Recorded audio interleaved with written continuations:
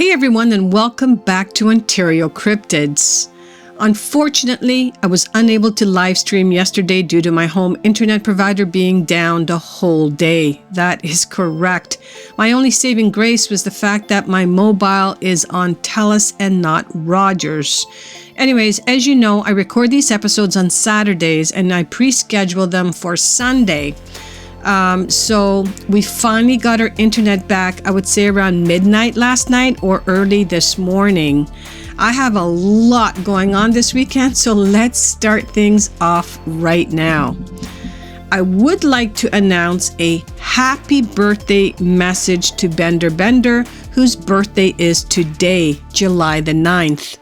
My son is turning 20 tomorrow, so I'll be busy cooking on the barbecue for family and friends. So happy birthday, Bender.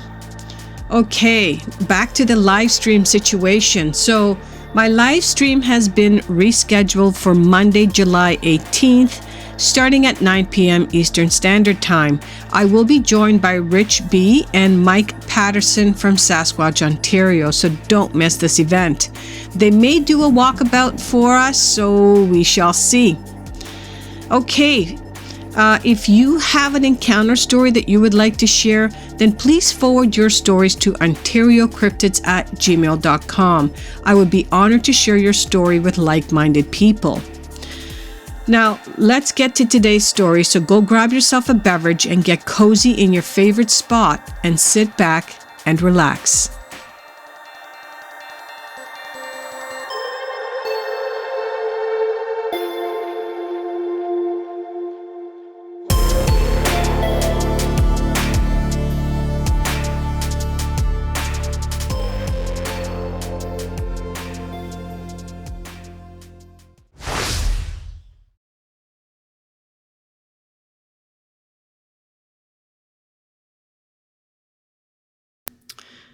The first encounter of the day occurred on May of 2021.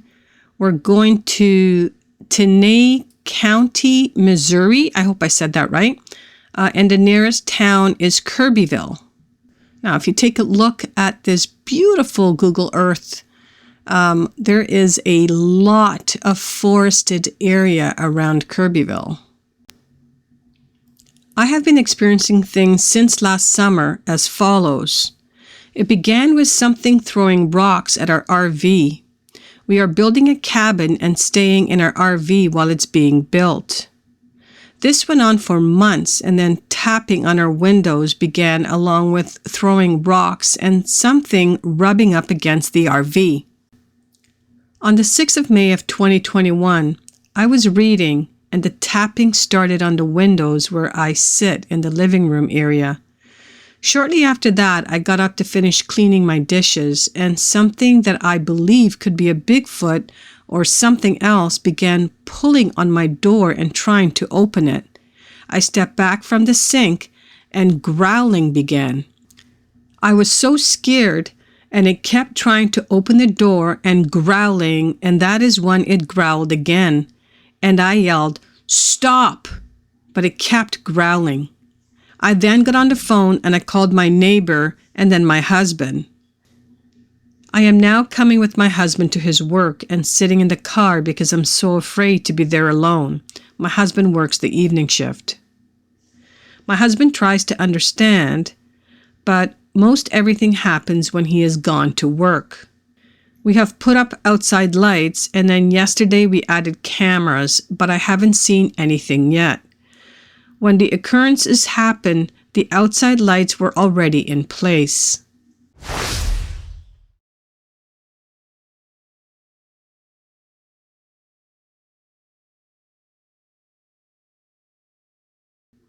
All right, this one takes place on May 17th, 2022. Again, what a great day, May 17th. Woo! Anyways, that was my birthday. Okay, so we are going to DuPage County, Illinois, and the nearest location is Bensonville. As you can see, we are right in the heart of Illinois and right next to O'Hare Airport. So, this one should be very interesting. I was outside in my backyard and preparing for a family cookout with my daughter when we both saw what I can only describe as 3 human-shaped objects that looked like they had wings flying overhead. It looked like they were all flying in circles about 60 to 70 feet above us and moving towards the expressway to the west of us. My daughter took out her camera and tried her best to take a video of the flying people, but they did come out a bit grainy and unfocused. My daughter and I were talking about how we had both been hearing about Mothman that seemed to haunt O'Hare, and since the airport is only about 1.5 miles down Irving Park Road, it seemed logical to me that this could be the same thing. We kept watching them until they were no longer able to be seen, and I asked her to please send me the video. I know it's not much, but I tried my best, but I'm an electrician and I'm not a professional photographer. I can tell you that these were not planes, and there were no planes in the area. We are accustomed to seeing planes landing. They pass over our house at very low altitude and would have been very plain to see and hear in great detail. I have lived at this house for over 10 years, and we are quite used to seeing these planes as they come in to land at the airport. These flying things were too high up and too small to be mistaken for any sort of aircraft. You didn't need to be an expert to make out their shapes as roughly human-like and what appeared to be wings. It could have been birds, but these birds would have been pretty large if they were.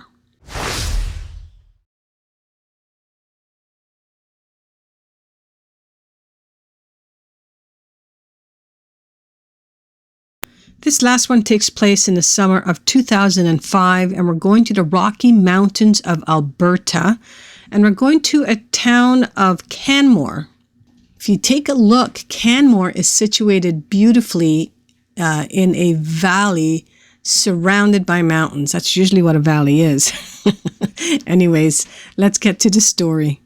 My wife and I and our oldest son are occasional birders up and around Red Deer, Alberta. We have a place in the Waskasiu area near the Red Deer River. Again, I hope I pronounced that correctly. My other sons work in construction over in Sylvan Lake area. The summer of 2005, the wife packed us up a lunch and a field glasses and sent us off to a place near Kicking Horse Pass, not far from Lake Louise, at Highway 1 and 93. There is a fork there to go either direction. We usually picnic there. But this day had distractions. I became sidetracked when we stopped in Canmore alongside the Bow River.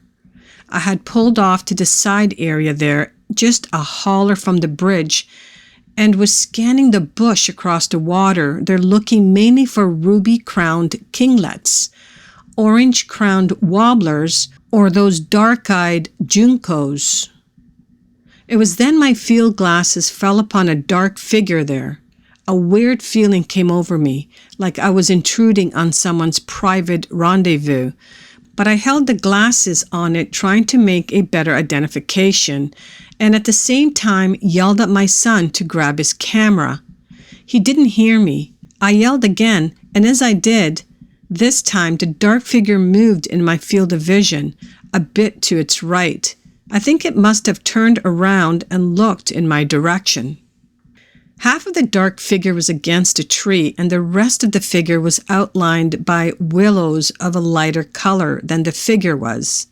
At the same time, I took note of the dead tree, which was approximately a bit shorter than the figure in my glasses. It seemed to me in those fleeting seconds that the dark figure was looking at us, or at least in our direction, and I was looking at it. It was, or appeared to be, very large, dark-colored man, shaped figure, but all black. No lines marking for clothing, no clear delineation of features, just a tall, dark figure standing there in the trees with arms presumed to be at its side. I forgot all about the ruby crowns and yelled again to my son, who is by now making his way over to my canvas stool. I pointed and handed him my field glasses, but he saw nothing. I could not relocate the dark figure again. My son suggested that we had disturbed another birder. We walked in the direction of the figure, calling out to him, but no answer. We got to the tree I had taken notice of in the field glasses, and at the dead tree that was shorter in my vision compared to the dark figure was exactly 9 feet up. It was then I told my son the situation, and we stood looking at each other, completely puzzled at what would be over 9 feet tall. He thought I had been wrong in what I saw. I was not. I know that the tree was shorter than the dark figure. I am not sure what this was, but it may have been a Sasquatch. For sure, this wasn't a bear. This was different. It wasn't people. It made no sounds that I could hear over the river noise, and I have no other better description than it was a large, dark figure on the other side looking back at us, just standing there. Then it was gone. There were no other cars parked or on the road when this happened, and we noticed nothing else of any significance, like smells or tracks. There was nothing. Birders that we are, we went about our day, but that image stays in my head. Most unusual thing I have ever seen that I couldn't explain, and I only saw it for a short time. Yet, I have convinced myself enough to post this to several websites, although it may be insignificant to you. All right, guys, there you have it. I hope you guys enjoyed these 3 stories today.